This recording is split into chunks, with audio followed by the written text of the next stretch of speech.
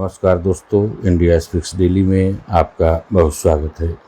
दोस्तों, आज से हम एक नई श्रृंखला की शुरुआत कर रहे हैं जिसका शीर्षक है गैंगस्टर। इसमें हम भारत के उन चर्चित गैंगस्टरों के बारे में चर्चा करेंगे जिनके किस्से काफ़ी मशहूर हुए। इनके बारे में सुने अनसुने किस्से, इनका लाइफ स्टाइल, इन पर दर्ज मुकदमा और इन पर कोर्ट का फैसला क्या हुआ, इसको लेकर भी बताएंगे। इनके संतान आज के डेट में क्या कर रहे हैं और इनकी पारिवारिक स्थिति आज के डेट में क्या है, इस बारे में भी बताएंगे। आज इसी कड़ी में सबसे पहले हम चर्चा कर रहे हैं उस शख्स का जो मुंबई का पहला डॉन था और शायद इस देश का पहला गैंगस्टर भी। जी हाँ, मैं चर्चा कर रहा हूँ हाजी मस्तान का। हाजी मस्तान 1 मार्च 1926 को तमिलनाडु के कुडलोर में जन्मे थे। इनके पिता हैदर बेहद ही गरीब किसान थे। इनके घर में खाने कमाने का कोई खास इंतज़ाम था नहीं। ऐसा भी वक्त आया जब इनको तमिलनाडु छोड़ के मुंबई आना पड़ा और मुंबई में इनके पिता ने साइकिल पंचर बनाने की एक दुकान खोल ली। पिता के साथ हाजी मस्तान उसके दुकान पर जाते ज़रूर थे, लेकिन उनका पंचर बनाने में कभी मन नहीं लगा और वह सड़क किनारे बैठकर मुंबई की बहुमंजिली और आलीशान इमारतों को घंटों निहारते रहते थे और उनके दिमाग में कुछ और ही चल रहा था। जब मुंबई में मस्तान को आए 10 साल से अधिक बीत गए थे। उस समय देश में अंग्रेज़ों का शासन था। जो यहाँ के रहने वाले लोग थे भारत छोड़ो आंदोलन चला रहे थे। उस दरमियान में भी हाजी मस्तान ने इसमें बढ़ चढ़ कर हिस्सा लिया, ऐसा दावा किया गया है। हालांकि इसका कोई प्रमाण अभी नहीं मिला है, लेकिन इसी भारत छोड़ो आंदोलन के दरमियान एक व्यक्ति है गालिब शेख, जो उस समय मुंबई के बंदरगाह पर तस्करी करता था। उसको एक ऐसे लड़के की ज़रूरत थी जिसकी आंखों में बड़ी सी सपने हो, बड़ा सा अरमान हो और वह उसके लिए काम कर सके, उसके इशारे पर नाच सके। इसी दरमियान गालिब शेख की मुलाकात हाजी मस्तान से हुई। हाजी मस्तान ने उनके साथ काम करना स्वीकारा। इसके बाद गालिब शेख ने बंदरगाह पर हाजी मस्तान को कूली की नौकरी लगवा दी।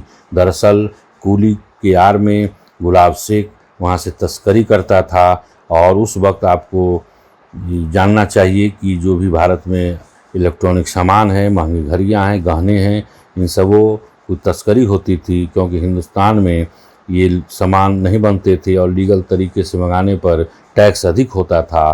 तो गुलाब शेख उस समय वही तस्करी करता था और अपने काम के सहयोग के लिए उसको एक लड़के की ज़रूरत थी जिसका बखूबी हाजी मस्तान ने उसका साथ दिया। दोनों मिलकर तस्करी करने लगे और खूब पैसे कमाए। और जब साल 70 आया, जब देश आज़ाद हो चुका था, तब तक हाजी मस्तान काफ़ी कुछ पैसा कमा चुका था और उसने उस समय न केवल इलेक्ट्रॉनिक सामान और अन्य घड़ियाँ वगैरह की ही तस्करी किया, बल्कि उसने जो बंदरगाह पर सोना उतरता था उसकी भी तस्करी करके खूब पैसे कमाए। अब वह उजला कपड़ा, उजला शर्ट और उजला पैंट ही न पहनता था, बल्कि महंगी गाड़ियों में चलता था, सिगार पीता था और बड़ी सी आलीशान मकान में रहता था। उसी वक्त बॉलीवुड के भी काफ़ी चर्चे थे, खासकर मधुबाला के। उसका हाजी मस्तान दीवाना था। उसने जानबूझकर मधुबाला से दोस्ती किया ताकि वह उससे शादी रचा पाए, लेकिन मधुबाला उससे शादी तो नहीं रचा पाई। लेकिन हाजी मस्तान उसी वक्त सोना नाम की एक महिला जो और बॉलीवुड में संघर्ष कर रही थी, जो मधुबाला के तरह ही दिखती थी, उससे शादी कर ली। मधुबाला से शादी नहीं हुई हाजी मस्तान की, लेकिन हाजी मस्तान का जो बॉलीवुड में आना जाना हुआ, इस कारण उसके दोस्त के तौर पे दिलीप कुमार, अमिताभ बच्चन, राजकुमार, धर्मेंद्र, फिरोज खान आदि से उनकी दोस्ती हो गई और ये सारे लोग उनको कहीं ना कहीं जानते थे, अच्छी तरह से पहचानते थे। हाजी मस्तान के बारे में यह भी कहा जाता है कि 1977 में जब इंदिरा गांधी ने इमरजेंसी लगा दी, उस वक्त यह व्यक्ति जयप्रकाश नारायण जेपी मूवमेंट से प्रभावित होकर 18 महीने खुद जेल में गुजारा और जुर्म से बिल्कुल उस वक्त नाता तोड़ लिया था। लेकिन जो इमरजेंसी में जो घटनाक्रम हुई वह हाजी मस्तान के दिमाग में इतना समा गया कि 1980 में इसने राजनीति में खुद कदम रखा और 1984 में एक दलित नेता थे मुंबई के जोगिंदर कावरे, उनके साथ मिलकर दलित मुस्लिम सुरक्षा महासंघ नाम की पार्टी बना ली और इसकी पार्टी का प्रचार खुद दिलीप कुमार ने भी किया था।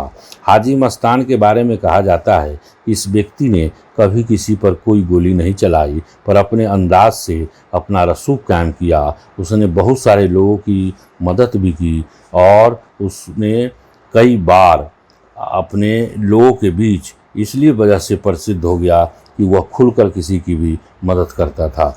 1994 में हाजी मस्तान की जब मौत हो गई तब तक बम्बई का अंडरवर्ल्ड काफ़ी कुछ बदल चुका था। दाऊद इब्राहिम की मुंबई में एंट्री हो चुकी थी और वह मुंबई से ब्लास्ट कर फरार हो चुका था। लेकिन हाजी मस्तान ने कभी भी इस तरह का कोई ऐसा काम नहीं किया कि जिस मिट्टी में वो खाता हो उसी मिट्टी में वह किसी तरह का कोई उसके साथ गद्दारी करे।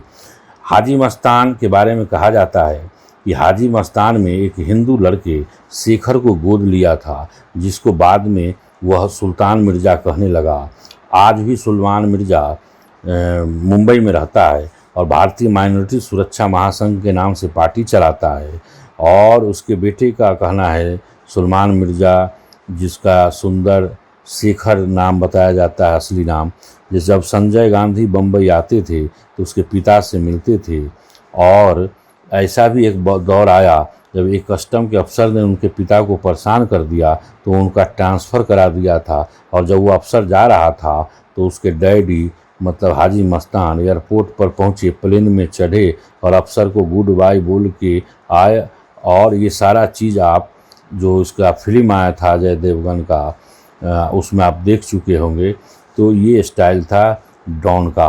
हाजी मस्तान के बारे में आपको मैं बता दूं, इसकी 3 बेटियां हैं, कमरुनिसा, मेहरुनिसा और शमशाद। 2 बम्बई में और एक लंदन में रहती है। शमशाद ने जो सुंदर है सुल्तान मिर्ज़ा उसके खिलाफ जंग छेड़ रखी है और उसका कहना है कि सुंदर ने उसके डैडी के नाम से बहुत पैसा बना लिया है। हमें नहीं पता इसे गोद लिया भी गया था या नहीं।